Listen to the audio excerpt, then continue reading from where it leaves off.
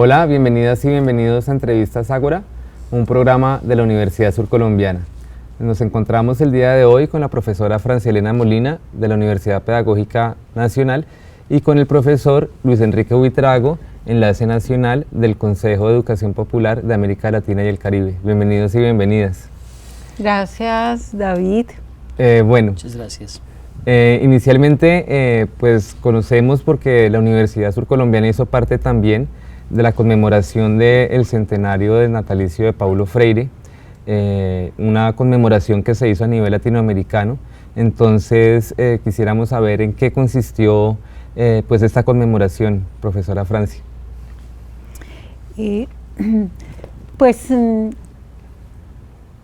A propósito de que en el año 2021 Paulo Freire, si estuviese vivo, si estuviese presente en nosotros, habría cumplido 100 años.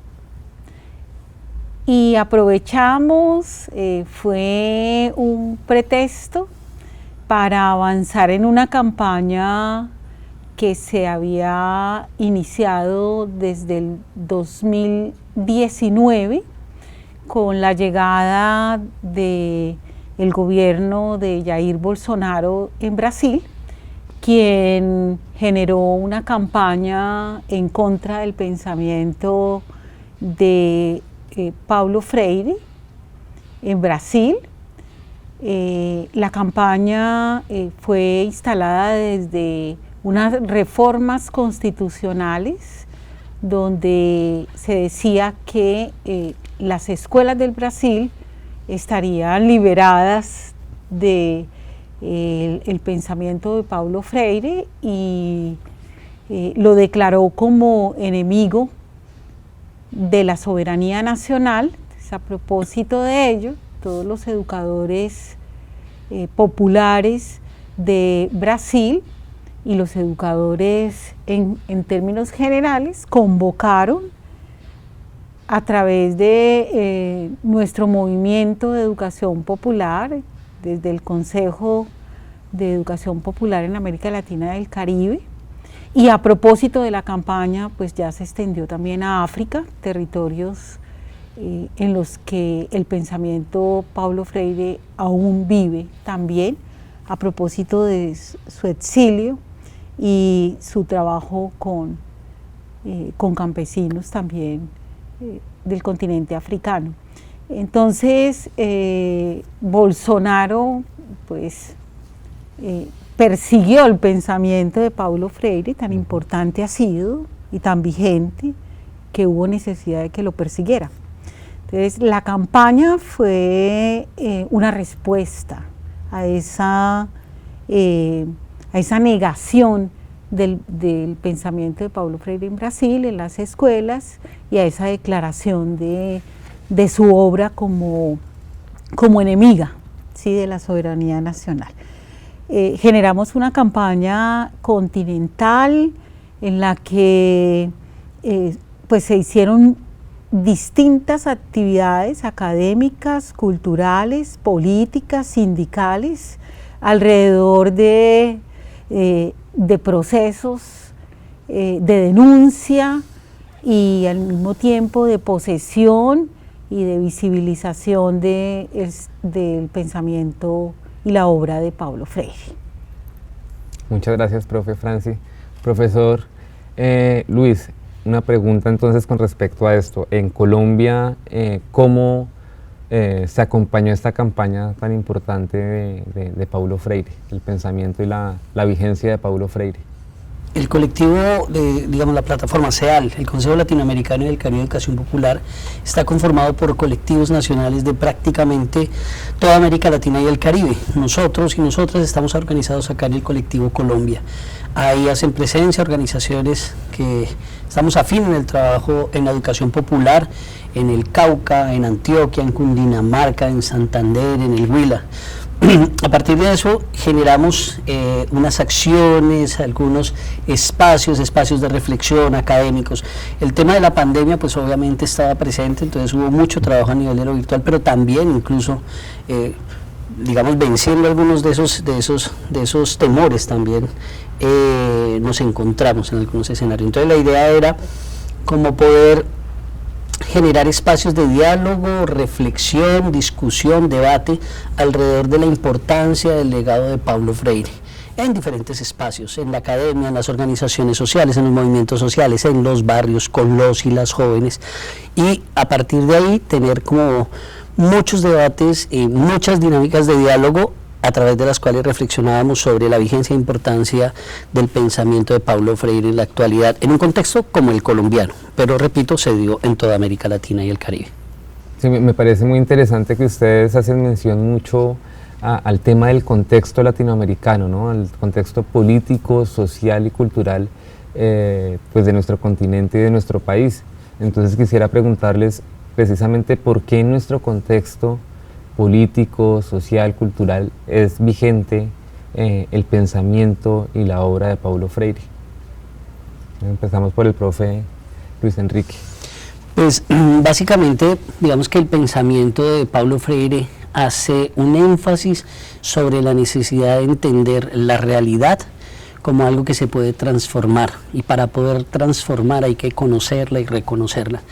Hace parte básicamente de la reflexión precisamente de los elementos de esa realidad, o sea, lo que se conoce como el contexto precisamente, y el influjo de diferentes corrientes que vienen a ese contexto, la forma en que se entiende el mundo, la cultura, y pues en una cultura como la actual, digamos que está tan llamada al individualismo, tan llamada al consumo, digamos que se generan una cantidad de contextos que suelen ser complejos. Hay una vulneración constante de derechos y un problema definitivo de distribución de riqueza. Es decir, hay personas, poblaciones, comunidades que viven en condiciones de vulnerabilidad muy fuerte. Entonces, la reflexión sobre ese contexto permite precisamente entender cuáles son las causas estructurantes de esas desigualdades sociales, entre otras cosas. Y eso nos aproxima más a entender precisamente la educación como un hecho de humanización, porque eso todo el tiempo lo está promoviendo Paulo Freire. Y en la humanización, cuando entre más nos humanizamos, entendemos la necesidad de ir como comunidad alrededor de, no unos arriba, otros abajo, unos adelante, otros atrás, sino de una manera comunitaria, entendiendo que somos una comunidad humana. De ahí la importancia del contexto, la reflexión del contexto para transformar condiciones de inequidad en algo más parecido a la justicia social, por ejemplo. Profe Franci, ¿tú qué opinas al respecto? ¿Por qué es tan importante y vigente el pensamiento de Freire a partir de este contexto latinoamericano, colombiano y del Huila también? Pues las pedagogías propuestas, reflexionadas por Paulo Freire, nacen de las reflexiones que él hizo de situaciones contextuales. Por ejemplo, cuando Paulo Freire observó que en los sectores populares había necesidad de la gente proponía desde sus iniciativas la lectura del contexto, de lo que iba pasando, el poder ir describiendo lo que estaba pasando, el poder ir pensando lo que iba pasando, pues inmediatamente escribió, ¿sí?, la propuesta de lectura de la palabra y lectura del mundo. Luego identifica en las prácticas y en las realidades de los contextos como el deseo de superar las situaciones de crisis, las situaciones de exclusión, las situaciones de opresión, y se piensa la pedagogía del oprimido. Luego empieza a observar que en las comunidades hay una capacidad de rebeldía y de comunicar esa rebeldía, y escribe La pedagogía de la indignación. ¿Sí? Entonces la obra de Paulo Freire va resultando de como de esa crisis, de esas situaciones contextuales, de esas realidades de marginalidad, de exclusión. Y es vigente pues porque seguimos teniendo pobreza, seguimos teniendo exclusión, seguimos teniendo marginalidad, estamos en los tiempos de la globalización y la esclavitud se manifiesta de otra manera, ¿sí? El desempleo está siendo mostrado de otra manera, seguimos con problemas en los sistemas de salud, seguimos con inseguridad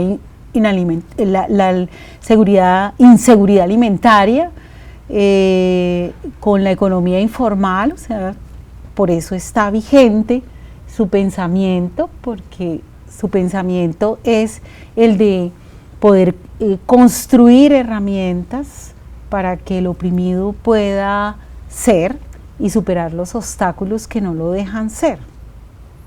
Bueno, muchísimas gracias. Estamos en Entrevistas Ágora, ya regresamos.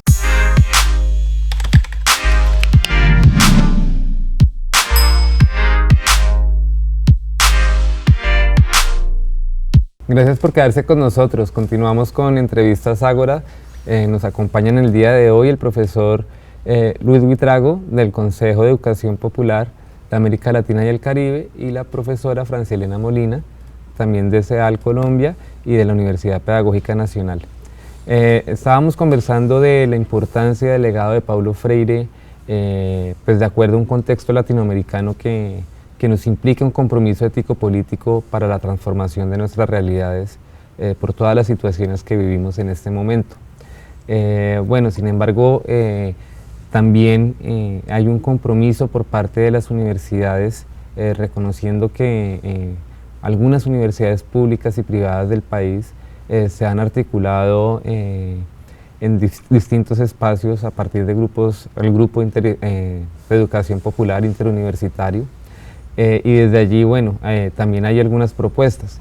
Quisiera preguntarles a ustedes cómo perciben o cuál es el compromiso que tendrían las universidades o estos colectivos de investigación que trabajan la proyección social a partir del pensamiento de Paulo Freire en la formación, por ejemplo, de educadores y educadoras. Profesora Francia.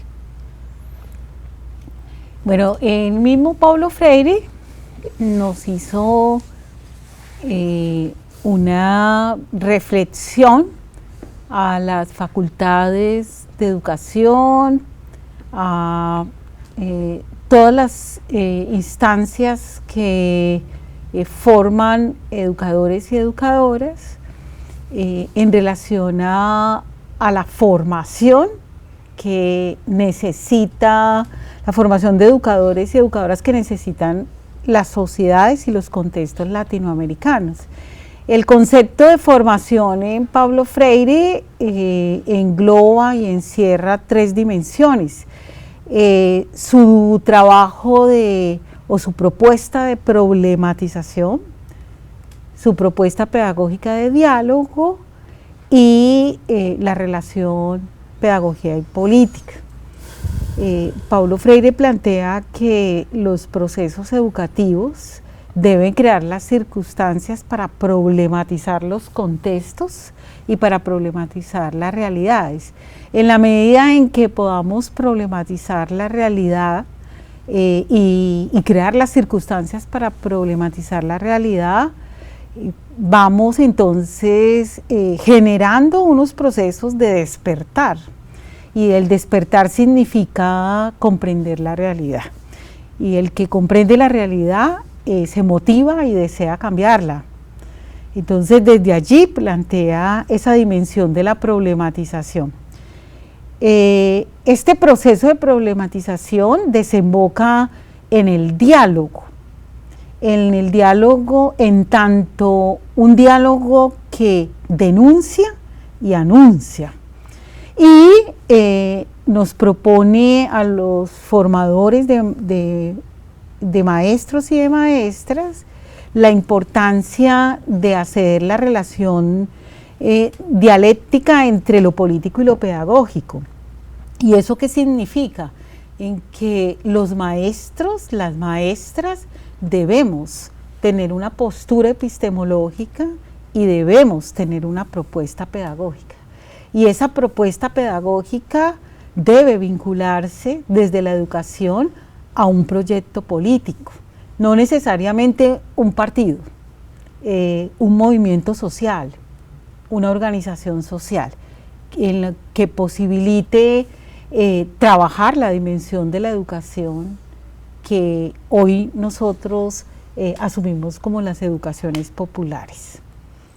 Gracias, profe Franci. Profe Luis Enrique, ¿usted cómo percibe el asunto frente a la necesidad de que en las facultades de educación se trabaje el pensamiento y la obra de Paulo Freire? Es fundamental, la educación en cualquiera de los niveles, desde preescolar, la básica, la secundaria, la misma universidad, pues está muy relacionada con la capacidad y la idea que tienen las facultades de educación sobre lo que significa en sí el proceso de enseñanza y aprendizaje. En tal sentido, entre más profundidad haya en la reflexión, eso se va a revertir precisamente en cualquiera de las instancias o en los niveles de la educación. En ese sentido, yo siento en lo personal que hay un agotamiento de los paradigmas tradicionales, muy occidentales, muy occidentalizados, entre otras cosas también hasta cierto punto descontextualizados, porque vienen fundamentalmente de Europa o vienen de Estados Unidos. En ese sentido, una educación, digamos, que tenga como referente el contexto, que tenga la capacidad de reflexionar en sí su realidad, va a permitir que los procesos educativos generen procesos de concientización y que den pertinencia al sentido y la orientación que debe tener la educación como tal. Y que para el caso de la educación popular básicamente es transformar la realidad. Cuando hablamos de transformar la realidad es la necesidad de que cuando tengamos condiciones adversas de una u otra cosa podamos discutirlas, podamos transformarlas. Por ejemplo, problemas hacia el interior de la familia, por ejemplo, digamos situaciones de disfuncionalidad o en el contexto de la misma violencia. A través de la reflexión del entorno tratamos de entender cuáles son esas problemáticas y a partir de ahí atacarlas para transformarlas, cambiarlas. Entonces yo creo que la pertinencia y vigencia del pensamiento de Paulo Freire en este momento en las facultades de educación es más importante que nunca, porque le da profundidad, porque le da amplitud, porque redefine su horizonte y porque le da, digamos, nuevos sentidos. ¿Cuáles son los nuevos sentidos que necesita el mundo contemporáneo alrededor de la educación? A veces se piensa que se educa solamente para conseguir dinero, para que usted pueda ascender socialmente. La educación va mucho más allá. Es un hecho, en la filosofía se dice, es un hecho ontológico, es decir, nos involucra a todos como especie humana. ¿Cuál es el sentido de la humanidad? Y en ese sentido, vuelvo un poco sobre la anterior intervención, efectivamente no es tener plata o ascender o alguna cosa así, sino es cada vez humanizarnos más. Muchas gracias, profe. Bueno, y hay otra pregunta que quisiera hacerles porque para algunas y algunos el hecho de que la educación popular esté en la universidad, en un espacio institucional, pues ya de por sí dejaría de ser educación popular, ¿no? Hay una discusión importante frente a si la educación popular es la educación en los movimientos sociales, con las organizaciones sociales, por fuera de esa institucionalidad. Entonces quisiera preguntarles acerca de su opinión frente a este asunto. O sea, realmente, como ya vemos, ustedes plantean que sí es importante para la universidad estudiar a Paulo Freire, pero ¿qué tanta posibilidad hay realmente de una transformación de parte de la universidad hacia no solamente las instituciones educativas, sino también frente a otros procesos organizativos como tal, que es uno de los principios también de la educación popular? Profe Luis. Sí, hay una discusión alrededor de eso, pero creo que es pertinente, es necesaria. Digamos que las facultades de educación requieren volver, digamos, a las raíces del pensamiento latinoamericano. Ahí no solo el pensamiento de de Paulo Freire, sino que hay muchos pensadores y pensadoras latinoamericanas que son importantes, los mismos que se dieron, no sé, José Martí, José Carlos Mariátegui también, obviamente en Colombia, por ejemplo, Orlando Fassborda, ayer nada más mencionamos a Stanislao Zuleta. O sea, ¿cuáles son esos nuevos referentes alrededor de que nos permitan tener otras visiones, otras perspectivas? Y eso lo necesita la academia. Eso lo necesita para que también tenga otros puntos de referencia y pueda generar otro tipo de reflexiones mucho más contextualizadas. Por supuesto que la educación popular es algo que pertenece a los sectores populares, que está ahí, que es presente y que se hace necesario seguir profundizando. Pero en las facultades de educación necesitamos entender cada vez más y mejor la responsabilidad que tenemos al educar. Y en ese sentido el pensamiento de Paulo Freire da muchas pistas y logra ampliar y entender mejor la dimensión ética de lo que significa la educación. Profe Francis. Pues yo creo que eso es un asunto de contradicciones y de tensiones. Porque a nivel institucional, pues está el riesgo de que se apliquen las políticas públicas de represión a través de la educación popular. Es un riesgo. Pero por el otro lado, pues está la posibilidad de formar académicamente a los educadores populares, a quienes tienen una práctica de educadores populares desde sus movimientos sociales, desde sus organizaciones, desde sus contextos.